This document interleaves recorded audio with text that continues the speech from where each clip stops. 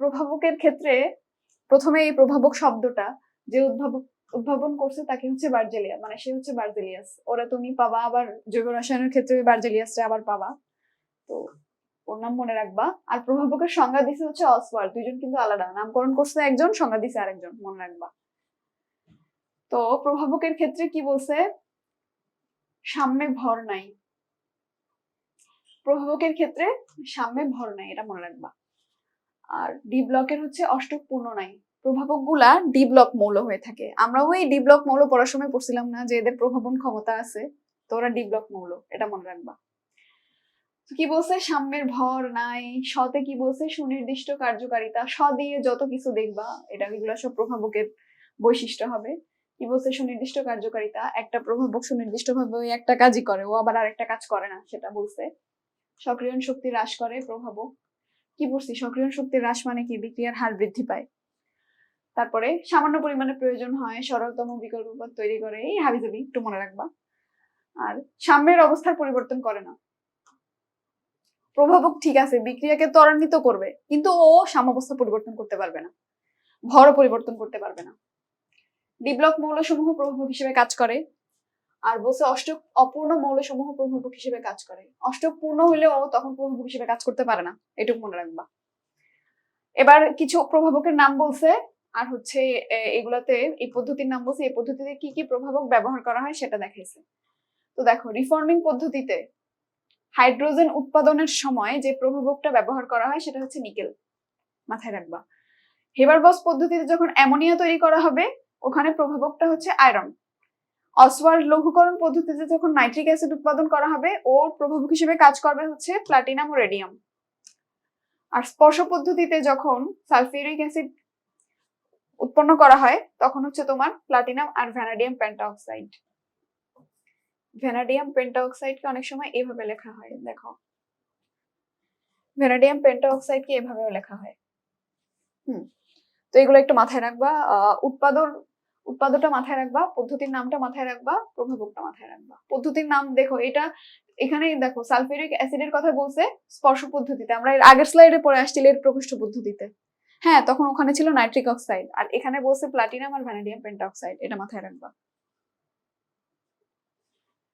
এরপরে হচ্ছে ওইটা মনে রাখার জন্যই একটা শর্টকাট টেকনিক, দেখলে দেখে রাখতে পারো, এমনি মনে থাকবে। এখন শিল্পক্ষেত্রে বলছে যে হেবারবস পদ্ধতিতে যে অ্যামোনিয়া উৎপাদন করা হয় ওইটার কিছু বৈশিষ্ট্য আছে এখানে বলছে। তো কি, যখন আমরা অ্যামোনিয়া উৎপন্ন করি এটার বিক্রিয়াটা, এটা হচ্ছে বিক্রিয়া, নাইট্রোজেন হাইড্রোজেন মিলে অ্যামোনিয়া হচ্ছে। তো এই বিক্রিয়াটা হচ্ছে একটা তাপোৎপাদী বিক্রিয়া। লাভজনক ভাবে হচ্ছে 35 থেকে 40% এখানে উৎপন্ন করা যাবে অ্যামোনিয়া। প্রভাবক হিসেবে কাজ করবে হচ্ছে আয়রনের গুঁড়া, আয়রন মানে ফিরাম। আর প্রভাবক সহায়ক আছে একটা, যে হচ্ছে প্রভাবককেও হেল্প করে। ওরা কি কি, magnesium oxide, aluminium oxide, silicon dioxide, এটা। আর এই বিক্রিয়ার ক্ষেত্রে যে তাপমাত্রা দেওয়া হয় সেটা হচ্ছে 400 থেকে 500 ডিগ্রি সেলসিয়াস, আর যে চাপ দেওয়া হয় সেটা হচ্ছে 200 থেকে 300 অ্যাটমসফিয়ার। এরপর বলছে স্পর্শ পদ্ধতিতে সালফিউরিক অ্যাসিড উৎপাদন, এটাও একটা তাপোৎপাদী বিক্রিয়া। প্রভাবক হচ্ছে ভ্যানাডিয়াম পেন্টাঅক্সাইড, একটু আগে আমরা দেখে আসছি। তাপমাত্রা 400 থেকে 500, আর চাপ দেয় হচ্ছে 1.7 অ্যাটমসফিয়ার বা 172 কিলো প্যাসকেল। দেখবা কোন এককে চাইছে, যদি অ্যাটমসফিয়ার এককে চায় আনসার হবে 1.7, আর যদি কিলো প্যাসকেল এককে চায় তখন হচ্ছে আনসার হবে 172। তো এখানে বলছে 99.5% জারিত হয়।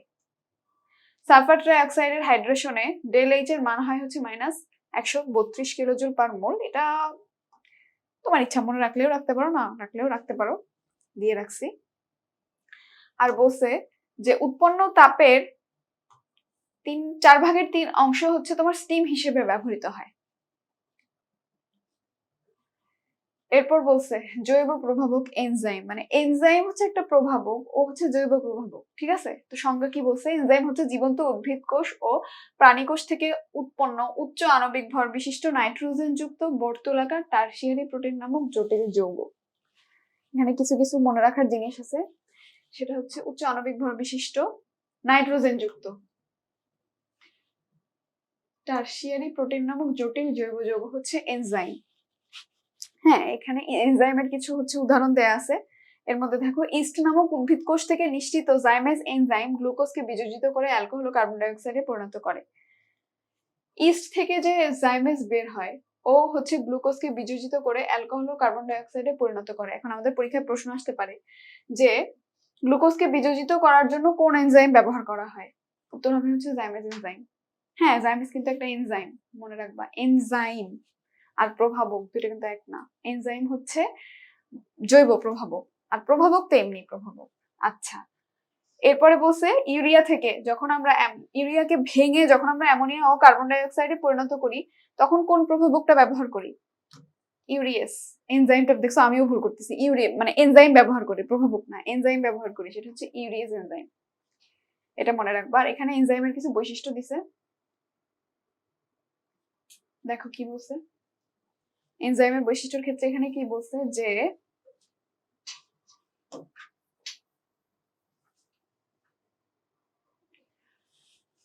প্রত্যেক এনজাইম প্রভাবন ক্রিয়া সুনির্দিষ্ট। একটু এটা আমরা প্রভাবকের ক্ষেত্রেও দেখছি যে প্রভাবকের কাজ হচ্ছে সুনির্দিষ্ট, এনজাইমের ক্ষেত্রেও তাই। আর অত্যাধিক কার্যকারিতা হচ্ছে এনজাইমের অন্যতম প্রধান বৈশিষ্ট্য।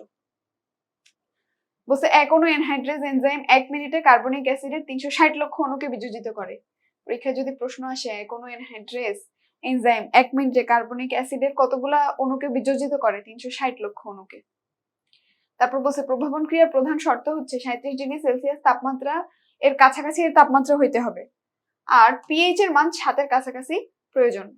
যখন একটা এনজাইম কোনো বিক্রিয়ার উপরে কাজ করবে তখন ওটার তাপমাত্রা 37 ডিগ্রি সেলসিয়াস হইতে হয়, আর পিএইচ মানটা 7 এর কাছাকাছি, অর্থাৎ নিউট্রাল থাকতে হয়। হ্যাঁ, মোটামুটি নিউট্রাল যদি থাকে তখন ওই এনজাইমটা কাজ করতে পারে।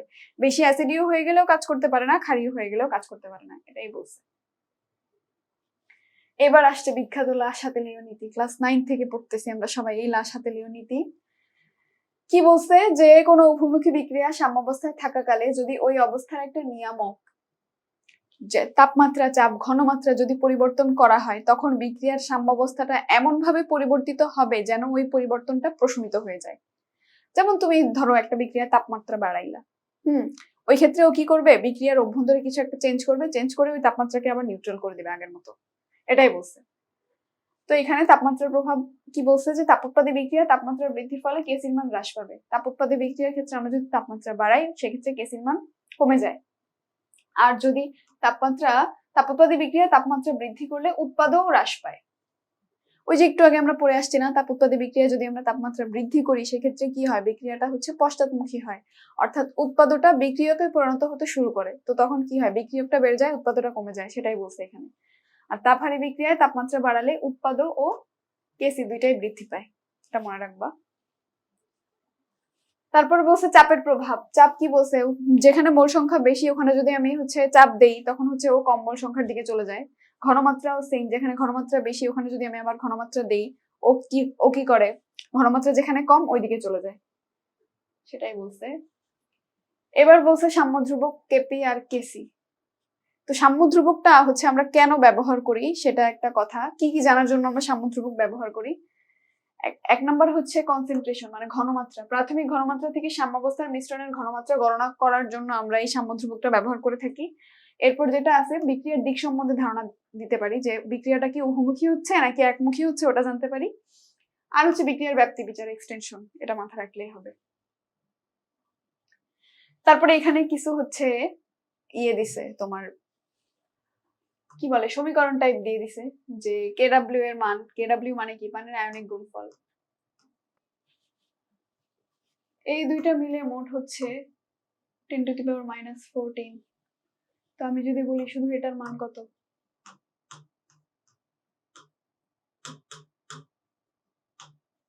এটার হাফ হবে, তো এটার হাফ কত? পরীক্ষায় এটাই আসে, দুটো একসাথে আসে না। ঠিক আছে, আর এগুলো মোটামুটি একটু দেখে রাখতে পারো যে বিশুদ্ধ পানিতে এইটা ইকুয়াল টু এইটা, তো √KW হয়। এগুলো জাস্ট একটু মাথায় রাখলেই হয়। আর এখানে যেটা ইম্পর্টেন্ট সেটা হচ্ছে 25 ডিগ্রি সেলসিয়াস তাপমাত্রায় পানির আপেক্ষিক পরিবাহিতা কত, এটা মাথায় রাখবা। 5.54, মাঝখানে একটা ইন্টু হবে, ইন্টু 10⁻⁻8 পার ওহম পার সেন্টিমিটার। সব জায়গায় 25 ডিগ্রি সেলসিয়াসে দেখো তোমরা, কেন দেখো জানো? কারণ এটা হচ্ছে কক্ষ তাপমাত্রা। বিজ্ঞানীরা যখন কোনো পরীক্ষা নিরীক্ষা করে তখন হচ্ছে যেখানে পরীক্ষা নিরীক্ষাটা করে ওই তাপমাত্রাটা 25°C সেট করে। প্রমাণ তাপমাত্রা বা কক্ষ তাপমাত্রা যাই বলতে পারো, হচ্ছে 25°C। এবার হচ্ছে অ্যাসিডের শক্তিমাত্রা নির্ভরশীলতা। একটা অ্যাসিড কতটুকু হচ্ছে তীব্র বা কতটুকু লঘু সেইটা যেই বিষয়গুলোর উপর নির্ভর করে এখানে সেগুলো দেয়া হয়েছে। সেটা হচ্ছে ডিরেক্ট আমি শর্টকাট দিয়ে দিয়েছি। দেখো, বিয়ের ঋণে জেনি পানিতে, মানে জেনি হচ্ছে বিয়ে করছে, বিয়ে করার সময় তোমার অনেক খরচপাতি হয় না, তো ঋণ টিন নিছে, নিয়ে বিয়ে করছে, এবার হচ্ছে ঋণ মিটাইতে পারতেছে না, তো সেটার কথাই বলছি যে বিয়ের ঋণে জেনি পানিতে। তো বিয়েতে কি, বিয়েতে হচ্ছে বিয়োজন ধ্রুবক, ঋণে হচ্ছে ঋণাত্মক আয়নের আকার, হাইড্রাসিডের ঋণাত্মক আয়নের আকার, জেনিতে হচ্ছে জারণ, পানিতে হচ্ছে কেন্দ্রীয় পরমাণুর আকার আর দ্রাবকের প্রকৃতি। পানি দিয়ে হচ্ছে পরমাণুর আকার মনে রাখবা, আর পানি যেহেতু একটা দ্রাবক তো দ্রাবকের প্রকৃতি। অ্যাসিডের শক্তিমাত্রা এই বিষয়গুলোর উপর নির্ভর করে। এরপর দেখবো ক্ষারের শক্তিমাত্রার নির্ভরশীলতা কি কি। সেটা হচ্ছে ধাতুর বিয়েতে ইলেকট্রন দাও। ধাতু, ধরো ধাতু, আমরা মানুষ যেরকম বিয়ে করি ধাতু বিয়ে করতেছে, বিয়েতে গিফট তো দিতে হয় কিছু একটা, মানুষের বিয়েতে না হয় এটা ওটা দিতে পারি, ধাতুর বিয়েতে কি দিব, ইলেকট্রন দিব। তো এইভাবে মনে রাখবা, ধাতু মানে হচ্ছে ধাতব, বিয়েতে দিয়ে হচ্ছে বিয়োজন ধ্রুবক, আর ইলেকট্রনে হচ্ছে ইলেকট্রন প্রদানের ক্ষমতা, এটা মাথায় রাখবা। এবার দেখো ক্ষারের বিয়োজন ধ্রুবক কিছু মান দেয়া আছে, এগুলো একটু মাথায় রাখার চেষ্টা করবা। এটা মাথায় রাখবা, এটা ইম্পর্টেন্ট, এটা মাথায় রাখবা। দেখো মিল আছে কিন্তু। প্রথমে আমরা যদি অ্যামোনিয়াম হাইড্রোক্সাইডেরটা দেখি, সেটা দেখো 1.79, তারপর এটা দেখো আবার 1.7, 1.07, পরপর তিনটাই হচ্ছে নাইট্রোজেনের। দেখছো, এটা একটু মাথায় রাখার চেষ্টা করবা, মনে না রাখলেও প্যারা নাই, তবে মনে রাখার চেষ্টা করবা, অনেক সময় একটা এমসিকিউ দিয়ে দিতে পারে। হ্যাঁ,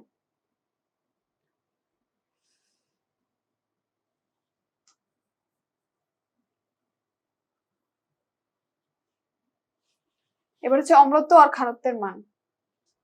এখন দেখো আমি হচ্ছে ভাগ ভাগ করে দিছি যে কোন কোন কোন ক্ষারকের অম্লত্ব হচ্ছে 2, এই ক্ষারকগুলোর অম্লত্ব হচ্ছে 2।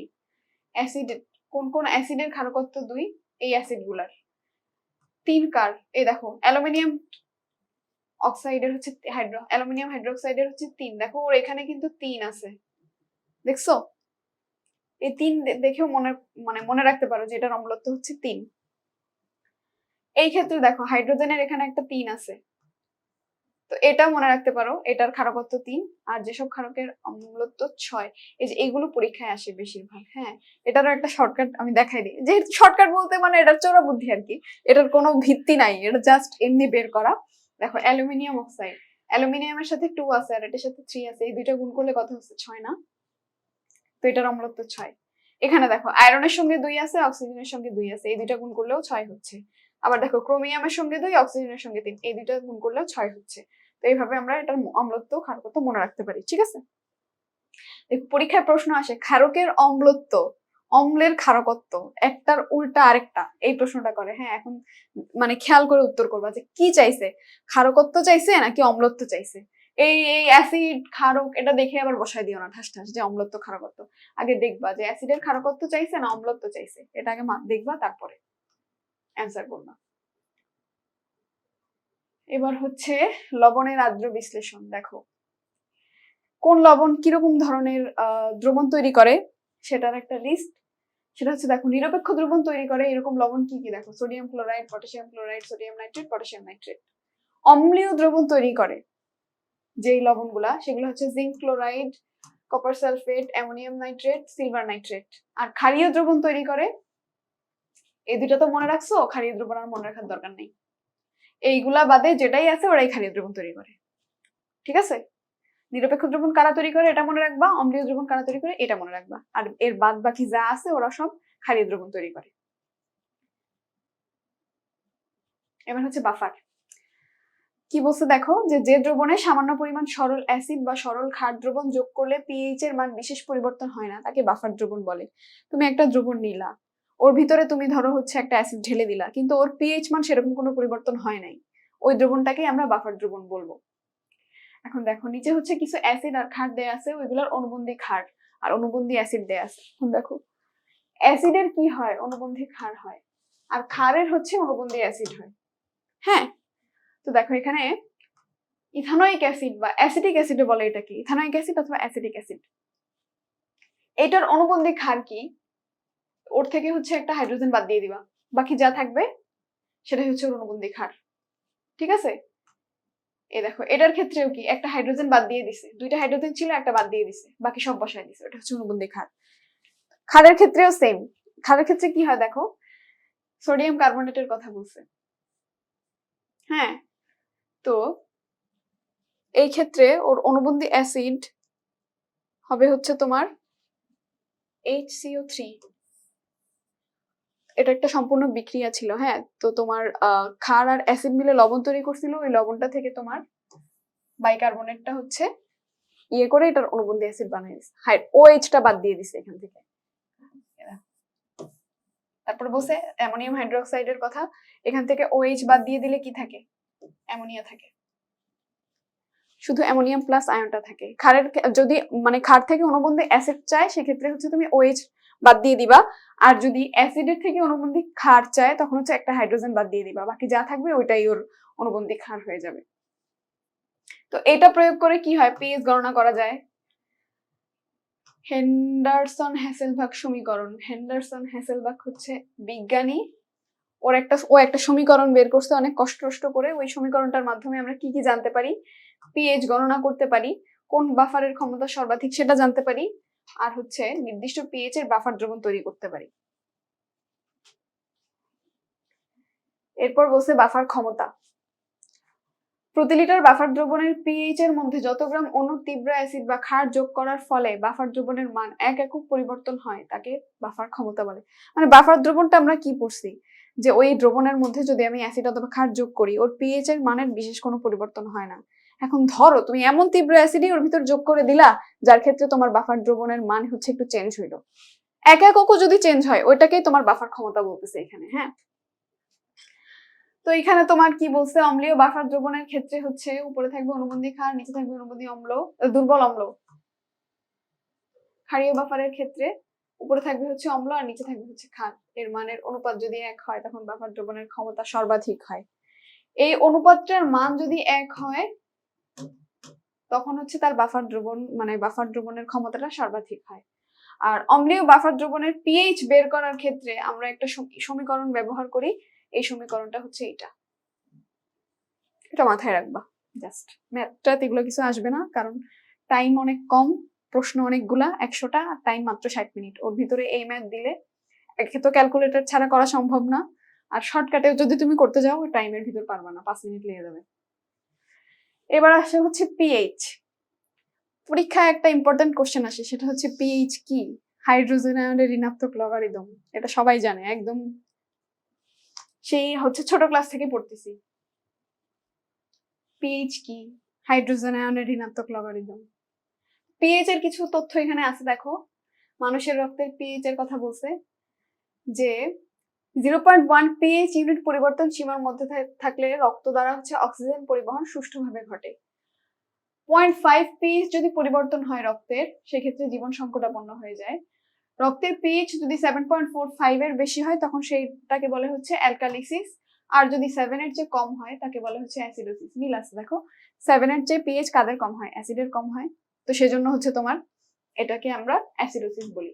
আর যখন হচ্ছে 7.45 এর চেয়ে বেশি হয় তখন সেটাকে আমরা হচ্ছে অ্যালকালাইসিস বলি। কোন সমস্যা ভাইয়া? তারপর দেখো কি বলছে, যে এই যে মানুষের রক্তে যে বাফার, কোন কোন বাফার সিস্টেম থাকে মানুষের রক্তে? প্রোটিন বাফার সিস্টেম থাকে, ফসফেট বাফার থাকে, আর বাইকার্বনেট থাকে। হ্যাঁ, এই 3টা বাফার সিস্টেম থাকে মানুষের রক্তে। তারপরে বলছে যে ডায়াবেটিক রোগীর পিএইচ মানে রক্তের পিএইচ যদি 6.82 পর্যন্ত নেমে আসে তখন সে হচ্ছে জ্ঞান হারিয়ে ফেলে। এটা সঞ্জিত স্যার বলছে। আচ্ছা, এবার দেখো পিএইচ, অম্লধর্মী মাটিতে আমরা যখন পিএইচ বাড়াতে চাই তখন আমরা কি কি ব্যবহার করি? ডলোমাইট ব্যবহার করি, লাইমস্টোন, এগুলো কিন্তু সারের নাম। ডলোমাইট, লাইমস্টোন, চুন, এগুলো ইউজ করি, ক্যালসিয়াম আর ম্যাগনেসিয়াম প্রভৃতির কার্বনেট। তো এটার একটা শর্টকাট আমি এখানে দিয়ে দিয়েছি যে ডিনামাইট স্টোন চূর্ণ করে। ডিনামাইট কি? বোম ব্লাস্ট করে না মানুষ ডিনামাইট ফেলে? তো বলছে এখানে ডিনামাইট হচ্ছে স্টোন, পাথর তো ওর কাছে কিছুই না, ও চূর্ণ করে এই পাথরটাকে। তো এখানে ডিনামাইটে হচ্ছে ডলোমাইট, স্টোনে হচ্ছে লাইমস্টোন, লাইমস্টোন মানে হচ্ছে ক্যালসিয়াম কার্বনেট, চূর্ণ মানে চুন, করেতে হচ্ছে ক্যালসিয়াম ও ম্যাগনেসিয়াম প্রভৃতির কার্বনেট, করেতে হচ্ছে ক্যালসিয়াম ও ম্যাগনেসিয়াম প্রভৃতির কার্বনেট। ঠিক আছে, এরপরে বলছে অম্লধর্মী ক্ষারধর্মী নিরপেক্ষ মাটিতে প্রত্যেকের বেলায় সমভাবে ব্যবহার করা হয়। কিসের হচ্ছে পিএইচ কত কি এগুলা হচ্ছে এখানে দিয়ে দিছে একটা লিস্ট জাস্ট। পাকস্থলীর রসের পিএইচ কত, কৃষিক্ষেত্রে মাটির পিএইচ কত হতে হয়, বয়স্ক লোকের ত্বকের পিএইচ কত, প্রস্রাবের পিএইচ কত, বয়স্ক লোকের মুখমণ্ডল দেহ ত্বকের পিএইচ কত, এগুলো জাস্ট একটু মাথায় রাখবা, তাইলেই হবে। তো দেখো পাকস্থলীর রসের পিএইচ কত, 1.4 থেকে 2। কৃষিক্ষেত্রে মাটির পিএইচ কত থাকলে ভালো হয়, 3.5 থেকে 4.5 এর ভিতর থাকলে বেশি ভালো হয়। হ্যাঁ, বয়স্ক লোকের ত্বকের পিএইচ কত, 4 থেকে 5.5। প্রস্রাবের পিএইচ হচ্ছে 4.5 থেকে 8। দেহ ত্বকের, বয়স্ক লোকের মুখমণ্ডল ও দেহ ত্বকের পিএইচ হচ্ছে 4.7 থেকে 5.75। শিশুর কোমল ত্বকের পিএইচ হচ্ছে 6.5 থেকে 5.5। মুখের লালা বা স্যালিভা ওটার পিএইচ হচ্ছে 6.2 থেকে 7.4। চোখের পানির পিএইচ হচ্ছে 6.6 থেকে 7.6। মাতৃদুগ্ধের পিএইচ 6.6 থেকে 6.9। মৃৎশিল্প ওই ক্ষেত্রে মাটির পিএইচটা যত থাকা লাগে সেটা হচ্ছে 6 থেকে 6.5। আর অণুজীব অনুকূল মানে হচ্ছে একটা অণুজীবের জন্য অনুকূল পরিবেশ তৈরির জন্য যে পিএইচটা দরকার সেটা হচ্ছে 6.6 থেকে 7.3। এটাই খুব সম্ভবত আজকের আমাদের লাস্ট স্লাইড, এরপরে আমাদের পড়াশোনা শেষ এই চ্যাপ্টারের মোটামুটি। সেটা হচ্ছে বিক্রিয়া তাপ, টপিকটার নাম হচ্ছে বিক্রিয়া তাপ।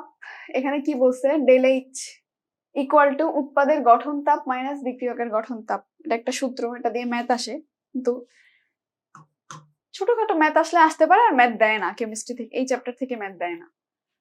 তারপরে বলছে প্রমাণ বিক্রিয়া তাপকে হচ্ছে ডেল এইচ 0 চিহ্ন দ্বারা প্রকাশ করা হয়। হ্যাঁ, উপরের ওটা ডিগ্রি বা 0 যেটা বলতে পারো তোমরা, তোমাদের যেটা বলতে মন চায় ওটা বলবা। তারপর বলছে প্রমাণ অবস্থায় যে কোনো মৌলের মৌলিক অণু সংগঠন তাপ 0 হয়। প্রমাণ অবস্থায় কোনো মৌলের মৌলিক অণু সংগঠন তাপ 0 হয়। ঠিক আছে, তারপরে এখানে বলছে বাফারের পিকে এর মান, বাইকার্বনেট বাফারের হচ্ছে 6.1, ফসফেট বাফারের ক্ষেত্রে 6.8, অ্যামোনিয়া বাফারের ক্ষেত্রে হচ্ছে 9.25, আর হিমোগ্লোবিনের ক্ষেত্রে হচ্ছে 7। এটা একটু মাথায় রাখবা। তারপরে দেখো কনফিউশন থাকতে পারে, এখানে আমরা যে সূত্রটা পড়ছি সেটা ছিল হচ্ছে ডেল এইচ নট বা ডেল এইচ 0 যেটাই বলো, কিন্তু এখানে যে সূত্রটা আছে সেটা হচ্ছে ডেল এইচ এর সূত্র। এই সূত্রটা আলাদা। দেখো বিক্রিয়কের মোট বন্ধন বিযোজন তাপ মাইনাস উৎপাদের মোট বন্ধন বিযোজন তাপ, দুইটা আলাদা। ডেল এইচ নট আর ডেল এইচ এক না। ঠিক আছে, এইটুক মাথায় রাখলেই হবে। আর দহন তাপ মাথায় রাখবা হচ্ছে তোমার, এটা মাথায় রাখতে পারো, এটার দহন তাপটা আসতে পারে। আর এই যে লাস্টেরটা, এই দুটা মাথায় রাখবা, তাইলেই হবে। তারপরে স্পট এক্সাম, এই চ্যাপ্টার থেকে কি কি প্রশ্ন আসতে পারে পরীক্ষায় বা আসছে, এগুলো সব হচ্ছে আসছে এই চ্যাপ্টার থেকে। দেখো কি বলছে, যে হিবারবস পদ্ধতিতে অ্যামোনিয়া উৎপাদনে ব্যবহৃত প্রভাবক কোনটা? আয়রন। ইস্ট থেকে নিঃসৃত প্রাণহীন অদানাদার নাইট্রোজেন যুক্ত জটিল জৈব পদার্থকে কি বলে? এনজাইম। প্রভাবকের ক্ষেত্রে কিন্তু এত কিছু ছিল না, এনজাইমের ক্ষেত্রে এগুলো বলে দেয় যে অদানাদার নাইট্রোজেন যুক্ত, ভর অমুক ভর বিশিষ্ট, এই সেই বলে দেয়। মানব রক্তের পিএইচ কত? 7.4। বিক্রিয়ার হারের একক কোনটি? মোল পার লিটার পার সেকেন্ড। এটা না থেকেও এটা থাকতে পারে, সেক্ষেত্রে অ্যান্সার হবে এটা। ঠিক আছে, সবাইকে থ্যাংক ইউ। আজকের মতো আমাদের ক্লাস এখানেই শেষ। সবাই ভালো থাকো, সুস্থ থাকো, এই দোয়া করি। আসসালামু আলাইকুম।